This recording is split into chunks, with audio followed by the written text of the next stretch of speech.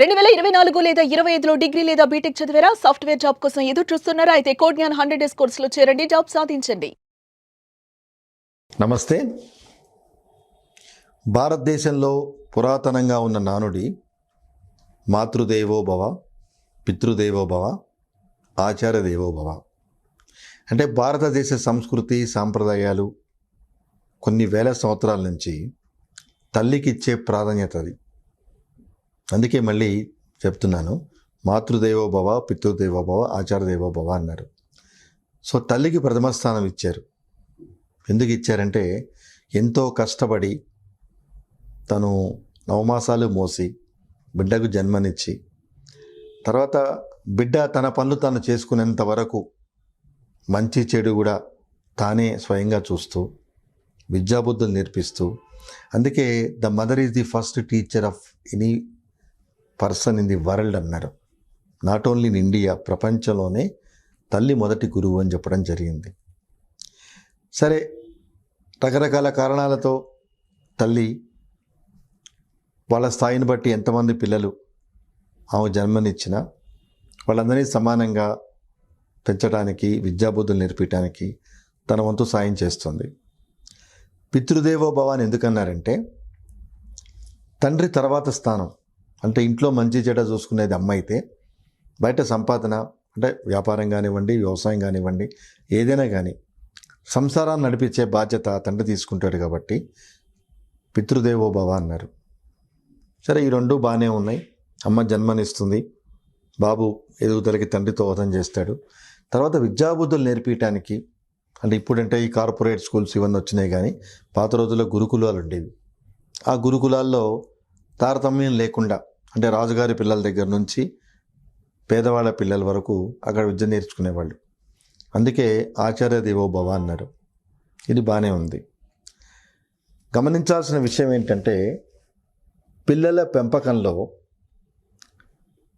ముఖ్యంగా తల్లి ప్రధాన పాత్ర పోషిస్తూ నలుగురు పిల్లల్ని ఒకే రీతిలో చూసుకోవడం జరుగుతుంది.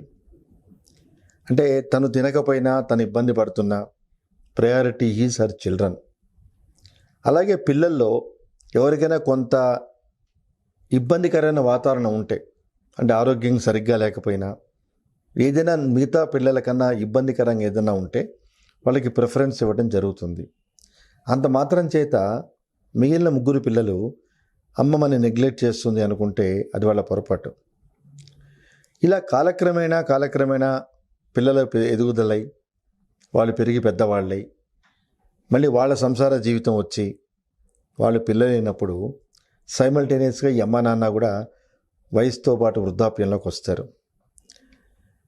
ఈ విషయం మాట్లాడటంలో ముఖ్య ఉద్దేశం ఏంటంటే, నలుగురు పిల్లలైనా తల్లిదండ్రి సరిసమానంగా చూడగలరు, కానీ తల్లిదండ్రుల్ని నలుగురు పిల్లలు సరిసమానంగా చూడలేని పరిస్థితి ఈరోజు మన వ్యవస్థలో నెలకొందంటే ఆశ్చర్యం లేదు. ఎస్, ఇది నిజం. 6 కాదు, డజన్ కాదు, పిల్లలందరినీ సరిసమానంగా తల్లిదండ్రులు చూడగలరు. కానీ ఈ తల్లిదండ్రులు వృద్ధాప్యంలో వచ్చి వాళ్ళ మంచి చెడు మనం చూడాల్సిన పరిస్థితి వచ్చినట్టు మాత్రం ఈ వంతులు వేసుకోవటం, ఎవరికి వాళ్ళు మేమెందుకు చూస్తామంటే మేమెందుకు చూస్తాం, మీరు బాగున్నారు కదా, మీరు చూడొచ్చు కదా అని వీళ్ళలో వీళ్ళు పోకడలు వేసుకోవటం, అలాగే ఆస్తి పంపకాల విషయంలో గొడవలు పెట్టుకోవటం. అంటే ఆస్తి పంపకాల్లో ఈరోజు న్యాయ వ్యవస్థలో ఉన్న కేసులు చూస్తున్నా కాబట్టి బ్లడ్ రిలేషన్తో సంబంధం లేదు. అంటే తినేది నా తమ్ముడే కదా, 10 రూపాయలు ఎక్కువ, తీసుకునేది మా అక్కయ్యే కదా అనే విచక్షణ జ్ఞానాన్ని ప్రజలు కోల్పోతున్నారు. అంటే మనుషులు మానవతతో కాకుండా మానవ సంబంధాలన్నీ ఆర్థిక సంబంధాలే అవుతున్నాయి అంటంలో ఎంత మాత్రమూ ఆశ్చర్యం లేదు. ఎస్, పిల్లల యొక్క స్థాయిని బట్టి తల్లిదండ్రులు కూడా కొంత పక్షపాత ధోరణి అని చెప్పిన అనను. కొడుకు ఐఏఎస్ అవుతాడు, ఇంకొకడు నార్మల్గా ఉంటాడు. ఓకే, ఐఏఎస్ అయ్యాడు, అతను బతకగలడు, సంపాదించుకోగలడు. రెండోవాడు కొంచెం చిన్న స్థాయిలో ఉన్నాడు, వీడికి కొంచెం మనం హెల్ప్ చేద్దామను. లేకపోతే అలాగే కూతురికి పెళ్లి చేస్తే అల్లుడు కొంచెం తక్కువ స్థాయిలో ఉంటే అతనికి 10 రూపాయలు ఆర్థిక సహాయం మిగతా వాళ్ళకన్నా ఎక్కువ చేద్దాం అనుకునేటప్పుడు చాలా వ్యత్యాసాలు వస్తున్నాయి. ఆస్తి నలుగురికి సమానంగా పంచాలి, అంటే పిల్లలు ఆస్తుల విషయంలో కొట్లాటకు వస్తున్నారు కానీ బాధ్యతల విషయంలో ఎవరి పాటికి వాళ్ళు తప్పించుకొని తిరగడానికి ప్రయత్నం చేస్తున్నారు. సో ఇది భారతదేశంలో ఈ యొక్క అనాగరికతమైన చర్యలు చాలా ఎక్కువైన సందర్భంలో సీనియర్ సిటిజన్స్ ప్రొటెక్షన్ యాక్ట్ అనేది రావటం జరిగింది.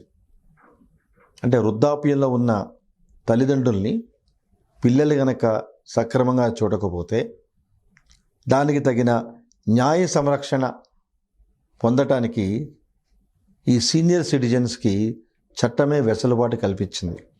అంటే ఈ కార్యక్రమం చూసే ప్రేక్షకులకు ఎంతమందికి ఇలాంటి చట్టం ఉందని తెలుసో లేదో నాకు తెలీదు. సరే, ఏదైనా కానీ ఈ కార్యక్రమం ద్వారా తెలియజేసే వెసులుబాటు ఏంటంటే వృద్ధాప్యంలో ఉన్న తల్లిదండ్రులు తమను తాము రక్షించుకోవటానికి, అలాగే పిల్లలు ఇబ్బందికరమైన వాతావరణం సృష్టిస్తే దాని నుంచి కూడా వెసులుబాటు పొందడానికి సీనియర్ సిటిజన్స్ యాక్ట్ అనేది రక్షణ కల్పించింది. వీటిల్లో కొన్ని ఉన్నాయి. అలాగే జాయింట్ ఫ్యామిలీ ఇష్టం లేని కోడళ్ళు, లేకపోతే అత్తగారితో పొసగని కోడళ్ళు చాలామంది తరచుగానే ఈ డౌరీ హెరాస్మెంట్ మా అత్తగారు చేశారు, మా మామగారు చేశారు, మా ఆయన బంధువులు చేశారు అని కేసులు పెట్టడం, దానికి తోడు కొత్తగా డొమెస్టిక్ వైలెన్స్ అనేది రావటం, ఇట్లాంటివన్నీ జరిగినాయి. అంటే కేసులు జెన్యూన్ లేవా అంటే ఉన్నాయి. అత్తా కోటలకి పడని సందర్భాలు, డౌరీ హెరాస్మెంట్ చేసే కేసులు లేవనట్లేదు, జెన్యూన్ కేసులు ఉండి ఉండొచ్చు.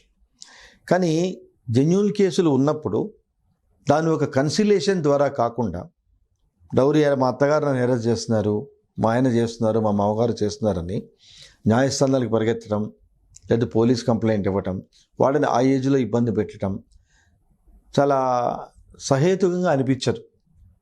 ఎందుకు అంటే that is not the solution.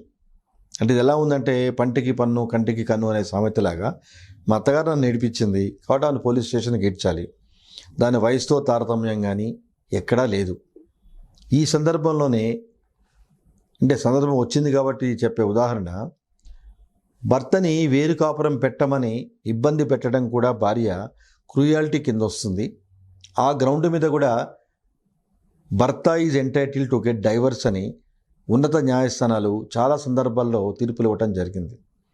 అంటే ఫర్ ఎగ్జాంపుల్ 25 ఏళ్ళు కష్టపడి పెంచి తల్లిదండ్రులు కొడుకు మీద ఎన్నో ఆశలు పెట్టుకొని పెద్దయిన వయసులో కొడుకు మమ్మల్ని చూస్తాడు అనుకునే తల్లిదండ్రులకి భార్య ఎక్కడి నుంచో రాగానే, అంటే after 26-27 years of the life భార్య రాగానే నాకు వెసులుబాటు కావట్లేదు అంటే ఇక్కడ గమనించాల్సిన విషయం ఏంటంటే తన అమ్మా నాన్న తనకు ఎలాగో భర్త అమ్మా నాన్న కూడా అలాగే అనుకునే సందర్భాలు చాలా తక్కువ ఉన్నాయి.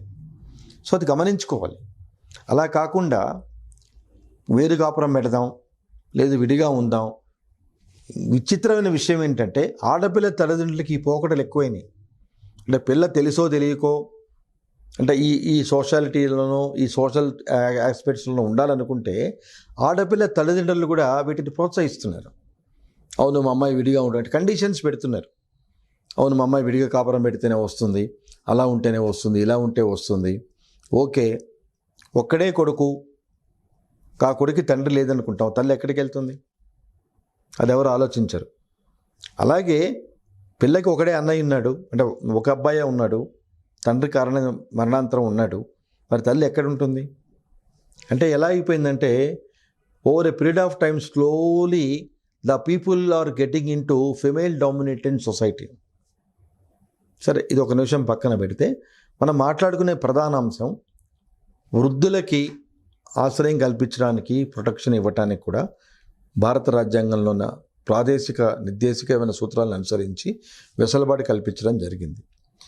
దీనిలో గొప్ప విషయం ఏంటంటే రీసెంట్గా ఉన్నత న్యాయస్థానాలు ఇచ్చిన తీర్పులు పిల్లల మీద లవ్ అండ్ ఎఫెక్షన్తో మనం వాళ్ళకి ప్రాపర్టీ పంచడం కానీ లేదా గిఫ్ట్ డీడ్ చేయటం కానీ ఇలాంటివి కనుక మనం చేయటం జరిగితే, అంటే విత్ ఆబ్జెక్టివ్ మనం చేయటం జరిగితే, ఎప్పుడైతే ప్రాపర్టీ పనిచేసిన తర్వాత పిల్లలు ఈ తల్లిదండ్రులు ప్రాపర్గా పట్టించుకుపోవటం జరుగుతారో ఈ తల్లిదండ్రులకి ఖచ్చితంగా ఆ పర్టికులర్ ప్రాపర్టీని వెనక్కి తిరిగి తీసుకునే వెసులుబాటు ఉంది. బాగా గమనించండి. మీరు మీ కొడుక్కి రాశారు ప్రాపర్టీ, ఇది గిఫ్ట్ డీడ్ చేశారు, అంటే మీ ఫ్యామిలీ సెటిల్మెంట్ డీతో ప్రాపర్టీ పంచారు, బాగానే ఉంది. దానిలో మెయిన్ ఉద్దేశం ఏంటంటే మీరు కష్టపడి సంపాదించిందంతా చేసింది మీ పిల్లలు మిమ్మల్ని బాగా చూస్తారని. ఎప్పుడైతే మీ పిల్లలు మిమ్మల్ని సరిగ్గా చూడరో, ఏ ప్రాపర్టీ అయితే మీరు ఇచ్చారో, మరి మీ వెసులుబాటుకి ఆ ప్రాపర్టీ తిరిగి తీసుకోవచ్చు. 3 రోజుల క్రితమే మద్రాసు హైకోర్టు జస్టిస్ సుబ్రహ్మణ్యం గారు ఈ తీర్పును ఉతకాయించారు. అంటే తల్లిదండ్రులు ఎప్పుడైతే ప్రాపర్టీని ఇవ్వటం జరుగుతుందో కొడుక్కి, అతను కనుక కొడుకు బాధ్యతలు తల్లిదండ్రుల పట్ల నిర్వర్తించినప్పుడు ఆ ప్రాపర్టీని తిరిగి వెనక్కి తీసుకునే అధికారం ఉంది అని మద్రాసు హైకోర్టు తీర్పు ఇవ్వటం జరిగింది. ఇలా చాలా హైకోర్టులు ఇచ్చినాయి. ఈ మద్రాసు హైకోర్టు ఎందుకు అన్నారంటే 3 రోజుల క్రితమే ఈ తీర్పు ఇవ్వటం జరిగింది. కాబట్టి చట్టాలు ప్రతి రంగంలోనూ, ప్రతి విషయంలోనూ, ప్రతి వారికి వెసులుబాటు కల్పించేట్టుగా ఉన్నాయి.